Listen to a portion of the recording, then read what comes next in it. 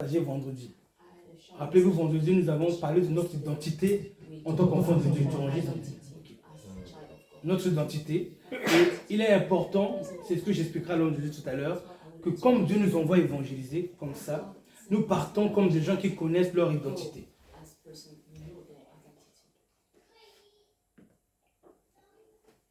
Comme des gens qui savent qui ils sont. C'est-à-dire ce que nous avons en nous. Qu'est-ce que nous avons en nous? Par la grâce de Dieu. Amen. Tu n'as pas mis ta musique, ça.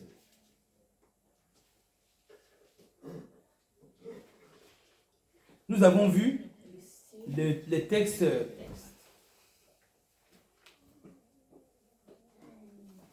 Nous avons vu la dernière fois le texte de Genèse. On a vu comment dans Genèse, Dieu avait créé d'abord la provision, les besoins de l'homme, et il a créé l'homme en dernier. C'est ce qu'on avait vu. On a vu que tout était déjà disposé. L'homme n'a pas eu à demander, sinon j'ai besoin d'air, sinon j'ai besoin de nourriture. Dieu avait déjà tout disposé. On a vu que la côte, c'est-à-dire que Ève était déjà dans l'homme. Et que l'homme, Dieu a seulement amené l'homme à voir qu'il avait besoin d'une compagne. Et quand l'homme en a eu le besoin, Dieu maintenant a fait quoi? Il n'est pas parti chercher ailleurs qu'en l'homme pour prendre ce que Dieu avait mis pour lui. Et on avait dit que Ève est l'image de, dans notre nouvelle alliance, tout ce que Christ a mis en nous. Ève est comme, je symbolise ce mot, Ève est comme la bénédiction que Dieu peut faire sortir de nous par le Saint-Esprit. Ève est la capacité de marcher avec Dieu que nous avons reçu par l'Esprit de Dieu. Ève est l'onction, Ève est la soif de Dieu, le désir de Dieu, la passion de Dieu, que nous cherchons dans la prière, qui ont nous par l'Esprit. Ève est les bénédictions matériaux, voyez, les entreprises, les réussites financières, professionnelles que nous voulons, mais qui sont déjà à l'intérieur de nous. Ève symbolise les délivrances, les victoires de la croix que Christ a mis en nous par le Saint-Esprit. Que Christ va sortir, pas du ciel, mais de nous, par l'Esprit de Dieu. Et il est important que nous comprenions notre identité. C'est pour cela que je reviens sur ce message. Je prends le texte que nous avons lu. Rappelez-vous, nous avons lu ceci. On a vu Colossiens 2, verset 9. Vous n'aurez pas le temps de regarder tous les versets. Essayez de me suivre. Lui, il va afficher les versets. Essayez de me suivre. Enfin, je vais aller là-bas pour déclarer la caméra. Colossiens 2, verset 9. Suivez-moi juste. On lui habite corporellement toute la plénitude de la divinité en Jésus. Jusque-là, on est bon. Maintenant, juste après, il est dit, verset 10, vous avez tout pleinement en lui qui est le chef de toute domination et autorité. Vous avez tout pleinement en lui. Il n'y a rien de ce que Christ avait avant que nous n'avons pas. Rien. Et ça, le chrétien doit le comprendre. Je demande à chaque chrétien de l'enregistrer, de l'écrire. Pourquoi je dis ça? Parce que je le savais à un moment et je l'ai oublié. Et pendant les épreuves, j'ai oublié mon identité, j'ai commencé à trembler parce que j'ai oublié ces passages. Il faut l'écrire, il faut le noter, il faut le lire, il faut le répéter, il faut le proclamer pour que ça reste, pour que chacun connaisse son identité. Donc la Bible dit, nous avons tout pleinement en lui, tout. Maintenant, dans Éphésiens 3, verset 9, il est dit, 3, verset 19, il est dit, je ne lis pas le verset 18, et connaître l'amour de Christ qui surpasse toute connaissance, en sorte que vous soyez remplis jusqu'à toute plénitude de Dieu. Nous avons toute la plénitude de Dieu. Que quelqu'un retienne ça. Que tu sois femme ou homme, tu crois en Jésus, tu as toute la plénitude. Tu l'as. Tu ne l'auras pas demain, tu l'as déjà. Tu l'as. Jésus est mort à la croix pour te le transmettre. Dès que tu as cru, tu l'as reçu. Ce n'est pas parce que tu es quelqu'un de juste ou de bon. Non, parce que tu as cru en lui, c'est tout. C'est l'alliance du Père. Crois-le que tu as la plénitude de Dieu en toi. Le chrétien doit connaître son identité. Ça, c'est ce qu'on a vu la dernière fois. Maintenant, on va rebondir sur... On va comprendre maintenant que nous sommes des héritiers et des co-héritiers. On est sur le texte de Romains 8, verset 17. Je demande s'il vous plaît, je sais que nous sommes des serviteurs de Dieu. Nous connaissons la Bible. Je sais. Je nous en prie. Prenons des notes. Écrivons. Et réécoutons même le message. Ce n'est pas parce que nous connaissons des fautes que nous devons oublier notre identité. Le texte dit ceci. Or, si nous sommes enfants, nous sommes aussi héritiers. Héritiers de Dieu et co-héritiers de Christ. Si toutefois nous souffrons avec lui, je continue. Éphésiens 1, verset 11.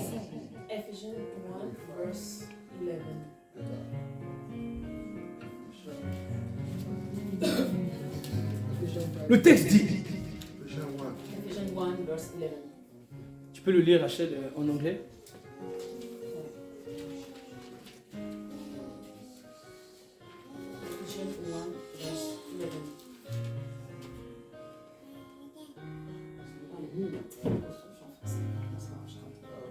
Je vais lire en français. In him we are predestinated, we are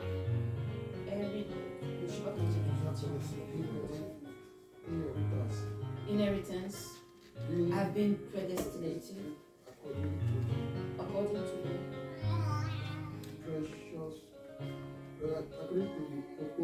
of him. Il dit qu'en lui, nous sommes aussi devenus héritiers.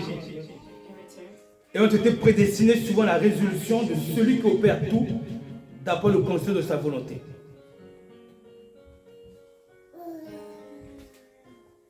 Alors, je vais laisser les autres versets, je vais avancer seulement. Je vais encore prendre un autre texte. Romains chapitre 4, verset 14.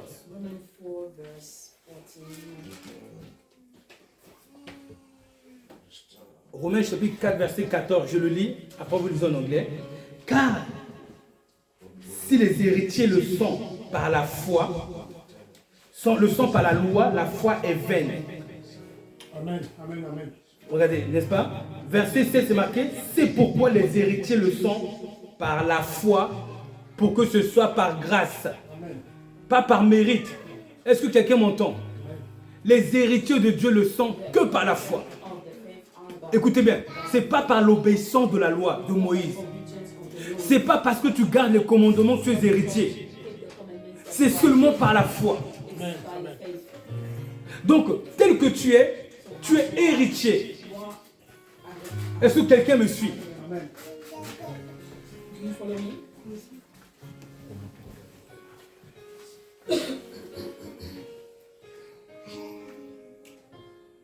J'essaie d'aller quelque part.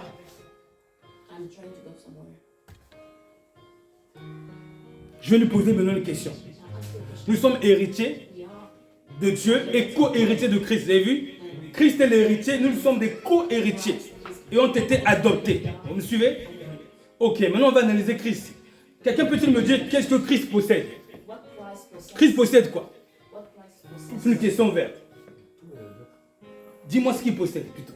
Toute la plénitude. La puissance. Toute la plénitude. 1, on y va. Ensuite, la puissance. L'autorité. L'autorité. En fait, à chaque fois que je dis qu'est-ce que Christ possède, qu'on dit ça, que chacun comprenne qu'il est co-héritier. Amen, amen, amen, amen. On recommence. Christ possède toute la plénitude. Christ possède l'autorité. L'amour. Christ a l'amour. Romains 5,5 dit l'amour de Dieu est repris dans nos cœurs par l'Esprit de Dieu. Christ a le courage, donc j'ai le courage. La résurrection. La Christ a la résurrection, donc je l'ai. Je peux ressusciter les morts. Christ a la victoire. J'ai la victoire. Christ a le don de la foi, je l'ai. Christ a l'autorité, je l'ai. Christ marche sur les scorpions, les serpents, je l'ai. La délivrance. Est-ce que quelqu'un comprend son héritage?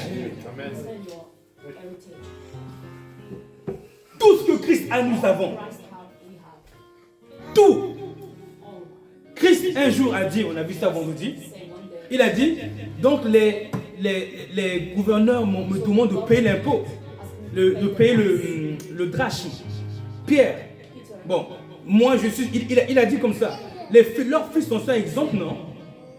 Il a bien dit ça, leurs fils en sont exemples, pour dire que lui n'a pas à payer ça. Ensuite il dit, mais pour ne pas les scandaliser, c'est juste pour ne pas les scandaliser. Je ne sais pas si vous analysez ce que j'essaie de dire.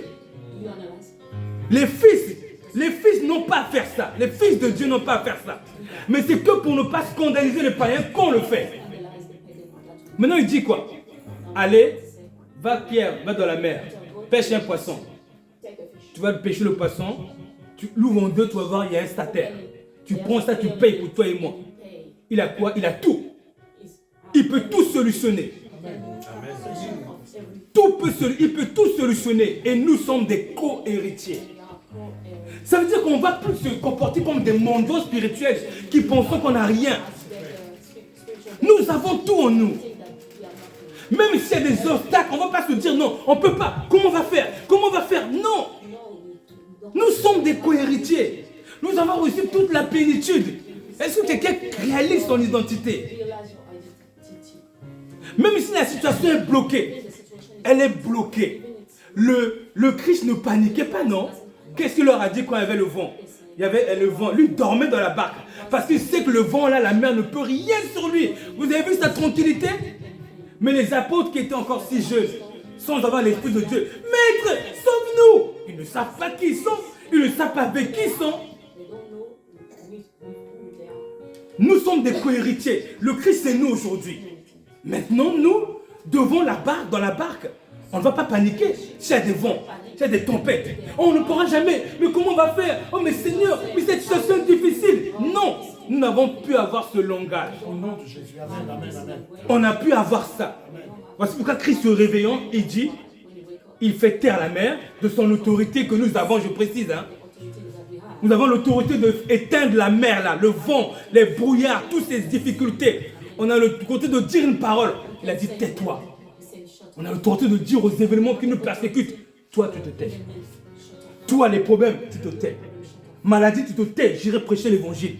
Amen. Je suis malade, je vais aller à l'hôpital. Non, non, non, toi tu te tais, moi je vais aller prêcher l'évangile. Moi je vais aller à l'église d'abord, après on verra si tu es encore là. Nous avons cette autorité. Comportons-nous comme maintenant des co-héritiers. Comportons-nous tels que Dieu nous a revêtus. C'est fini le temps de l'enfantillage. C'est fini. Même si c'est bloqué. Même si ça nous semble impossible. Comme je dis toujours, même si le président le plus puissant de ce monde, il envoie toute son armée contre nous, contre toi seul, et toutes leurs lances sont contre toi. Rappelons-nous, lorsque Élisée a traversé cette situation, il n'a pas paniqué. Son serviteur a paniqué. Lui n'a pas paniqué parce qu'il connaissait son autorité. Il savait qu'il pouvait changer tout. Les fils ne paniquent pas. Même si la panique, elle arrive, on ne se laisse pas contrôler par elle. On ne se laisse pas parler comme étant paniqué. Non, on ne laisse pas cette pensée nous envahir. On reste dans la paix. Même si la panique est là, on reste dans la paix.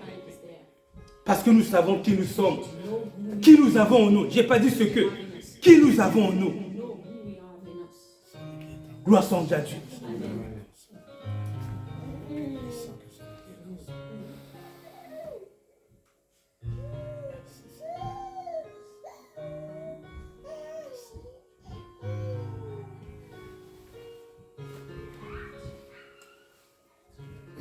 La Bible dit, Hébreux 11, verset 2.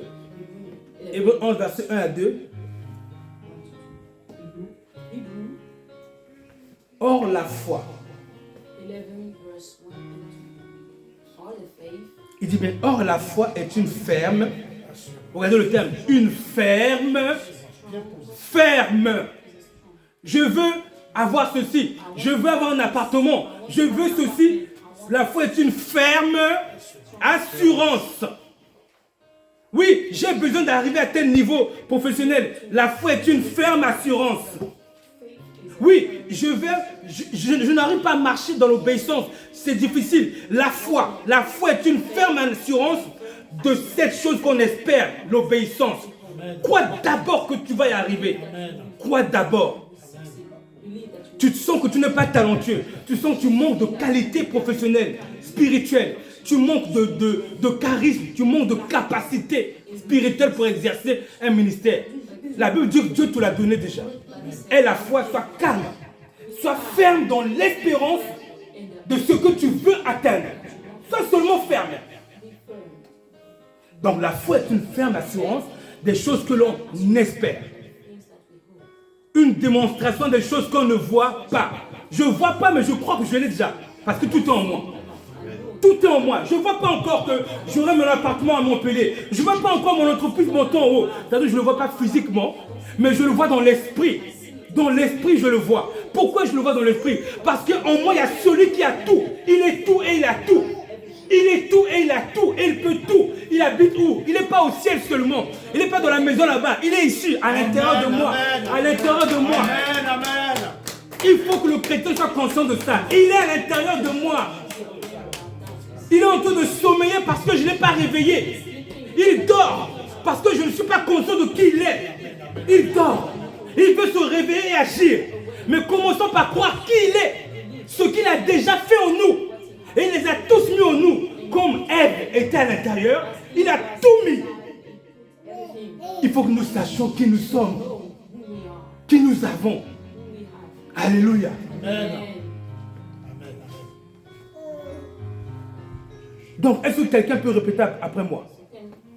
Même si je ne vois pas, Même si je ne vois pas, je crois que je possède. je crois que je possède. Je suis héritier de Christ. Je suis héritier de Christ. J'ai hérité de sa grâce. J'ai hérité de sa grâce. J'ai hérité de sa victoire. J'ai hérité de sa victoire. J'ai hérité de sa joie. J'ai hérité de sa joie. J'ai hérité de sa bénédiction. J'ai hérité de sa bénédiction. J'ai hérité de sa puissance. J'ai hérité de sa puissance. J'ai hérité de la puissance de résurrection. J'ai hérité de la puissance de Je résurrection. peux ressusciter mon mariage. Je peux ressusciter mon mariage. Je peux ressusciter ma communion avec Christ. Je peux ressusciter ma communion avec Christ. Je peux changer mes défaites en victoire. Je peux changer mes défaites en victoire. Je peux tout changer. Je peux tout changer. Je puis tout. Je puis tout. Par celui qui me fortifie. Je peux tout. Rien ne peut m'arrêter. Je peux changer les trajectoires des balles. Je peux changer la vie des gens Changer la vie des hommes. positivement. Positivement. Quand je dis, la chose arrive à l'existence. Chose arrive à l'existence. Pas parce que je suis juste. Parce que je suis juste. Parce que le juste est en moi. Le juste est en moi. Parce que celui qui a vécu en moi. Alléluia. Alléluia. On peut tout changer. On peut tout changer. Amen. On peut tout changer. C'est pour ça que je disais ceci. Ce jour-là, j'étais en train de prêcher. C'était vers Vitry-sur-Seine. Tu enregistres, bon? L'homme de Dieu, Cédric, m'appelle. Il me dit, Rodez, ma femme est à l'hôpital. Ça fait 3 jours qu'ils sont dans l'accouchement. 3 jours en train de pousser. Ça ne marche pas. Il a dit, ça fait 3 jours que je prie. Il n'y a rien. Elle est dans le travail. J'étais en train d'évangéliser. J'ai senti en moi une pensée qui m'a dit, mais non, toi Dieu t'a envoyé évangéliser, évangélise. Une autre pensée m'a dit, non, toi tu as la puissance pour la libérer. J'ai écouté celle-là. J'ai dit, c'est dès que j'y vais, c'est quelle adresse? Il m'a donné l'adresse, je suis parti. Je suis rentré dans l'hôpital. Je l'ai rappelé, c'est quelle chambre? Il m'a dit, telle chambre. Je marchais comme ça. Quelle chambre? Telle chambre. Ok, merci. J'ai toqué, papa, comme j'ai ouvert. La femme était en travail. Elle fait, les infirmières ont fait, monsieur, vous ne pouvez pas rentrer. Moi, j'ai dit, Janine, attends. C'est un enfant qui va sortir tout de suite. Regarde-moi bien. Dès que je sors, il sort tout. Donne-moi juste la main. Au nom de Jésus, enfant, tu sors tout de suite. Je suis sorti. Dès que je suis sorti, l'enfant est sorti. Alléluia. Je n'ai pas eu besoin de le voir. Moi, je n'ai jamais vu l'enfant sortir. Je n'ai jamais vu l'enfant sortir. C'est le papa qui m'a raconté 10 ans après. 10 ans après, il me dit, Rodez, cet enfant est né à cause de toi. J'ai dit, ah bon? Il dit, oui, tu es venu, tu as dit qu'il sort. L'enfant sortira dès que tu sortiras de la chambre. Il a dit, l'enfant est sorti directement aussi. La foi n'a pas besoin de voir. Même si tu imposes les mains à quelqu'un, il n'est pas guéri, tu n'as pas besoin de voir. Amen, amen, amen. Tu crois, tu imposes, ce n'est pas ton problème après. Ça, c'est le problème de Dieu. Quand tu imposes les mains, tu dis, même si ça ne se fait pas, tu laisses. Dieu va faire en son temps. Nous ne sommes pas bloqués par la vue. Dieu peut décider de le guérir tout de suite. Dieu peut décider de le guérir progressivement. Ça revient à Dieu. Mais toi, tu dois proclamer. Tu dois dire une parole qui crée la vie, qui crée la délivrance, qui change ta situation. Toi, tu ne mourras pas de cette maladie au nom de Jésus. Amen. Tu le dis et tu parles. Amen, amen. Tu laisses la parole agir. Ce n'est pas toi qui agiras, c'est la parole. C'est la parole qui agira. La parole a la puissance pour agir. Pas moi, pas moi. La parole a la puissance. La parole habite en moi. Je libère la parole de grâce et elle fera son travail. Soit maintenant, soit on s'entend, ça dépend de la volonté de Dieu. Amen. Amen. Mais il faut que le chrétien connaisse qui il est. Ce qu'il est capable de faire. Et c'est là que je prendrai le texte de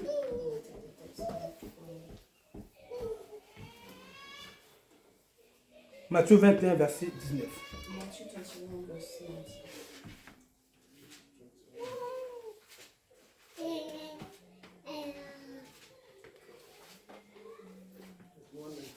Jésus vient figuier. Voyant un figuier s'approcha. Il ne trouva pas de fruits, pas de feuilles. Il lui dit que jamais fruit ne naisse de toi. Et à l'instant, le figuier sécha. Quelqu'un disait, mais pourquoi Jésus est venu à dire ça au figuier? Alors dans Luc 9, verset 56.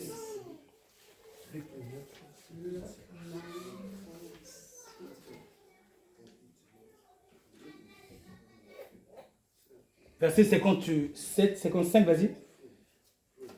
Verset 54, vas-y.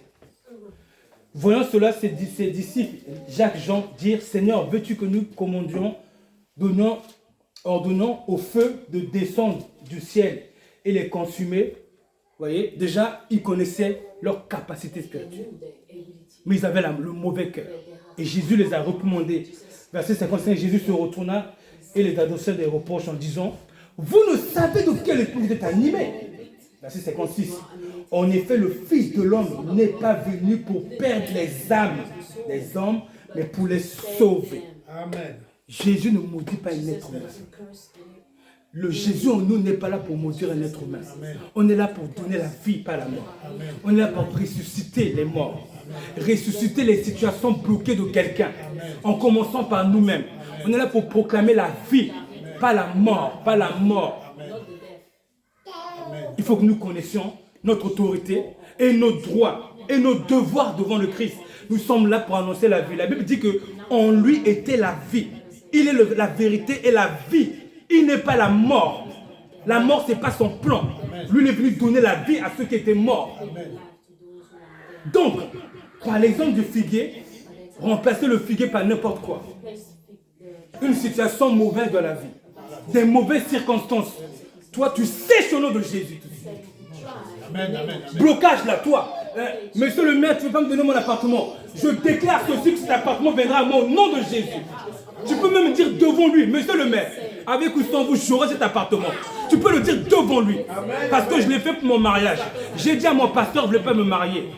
Hein? Celui qui était à Montreux, je ne voulais pas me marier. J'ai dit, pasteur, je me marierai. Il a dit, je ne te marierai pas. Tu n'as pas d'appartement. J'ai dit, pasteur, regarde-moi bien. Je me marierai. Et c'est toi qui me marieras. Devant lui, je le dis. Il a dit, on verra. J'ai dit, on verra. Une semaine avant la date prévue, il est venu me voir. Dieu a dit, c'est bon, il faut que je te marie. Je lui ai défié en face. Amen, amen, amen. Parce que je savais que c'est Dieu qui m'a dit de me marier. Donc, bien aimé, connais tes droits. Connais-toi toi-même. Connais le Christ et ce qu'il a mis en toi. Annonce ce qui est positif dans ta vie. Annonce ce qui est positif. Si tu as fait des mauvais rêves bizarres la nuit, qui t'ont volé des choses, détruis cela. Et annonce la victoire. Annonce la restauration. Annonce. Détruis l'échec. Quelle que soit ta situation, si ton mariage est perturbé, annonce l'échec de Satan et déclare ta victoire. Amen. Déclare ces choses. Amen. Par la grâce de Dieu. Amen. Dieu est puissant pour amener à l'existence ce qui est mort. Amen. Et la Bible me dit, pour conclure ici, dans le texte de Romains 8, verset 11. Romains 8, verset 11 dit ceci. Et si, écoutez bien, et si l'esprit de celui qui a ressuscité Jésus-Christ d'entre les morts habite en vous, écoutez cette particularité. L'esprit de celui qui a ressuscité Jésus Jésus, c'est toute situation qui est bloquée. Il peut ressusciter Jésus. Tu peux ressusciter tout. Tout ce qui est mort, tu peux le ressusciter. Si l'esprit de celui qui a ressuscité Jésus de la mort habite en vous, il habite en vous. Tu sais que tu as l'esprit de Dieu, mais tu ne sais pas que celui que tu as ressuscite les morts. C'est juste ça. On ne sait pas, on ne le connaît pas. On ne sait pas ce qu'il a mis en nous. Et comme je disais, comme Dieu nous appelle à évangéliser, il va envoyer des soldats armés qui ont des armes. Parce qu'on a des armes, on ne sait pas qu'on les a. Il veut nous amener à prendre conscience de nos armes. On est en train d'évangéliser un exemple, les policiers arrêtent une soeur bien-aimée, veulent la ramener. Toi qui as l'autorité, je déclare au nom de Jésus qu'elle ne partira pas au poste. Tu n'es pas obligé de dire ça devant eux, de peur qu'ils soient saisis d'orgueil. Tu peux l'annoncer en secret. Au nom de Jésus, elle ne part pas au poste. Elle reste ici. Au nom de Jésus, tu l'annonces. Et ta parole va amener à l'existence. L'Esprit de Dieu va amener à l'existence ta parole. Tu peux ressusciter tout. Tout ce qui est bloqué. Alléluia, gloire. Gloire à Dieu, alléluia. Fin du message.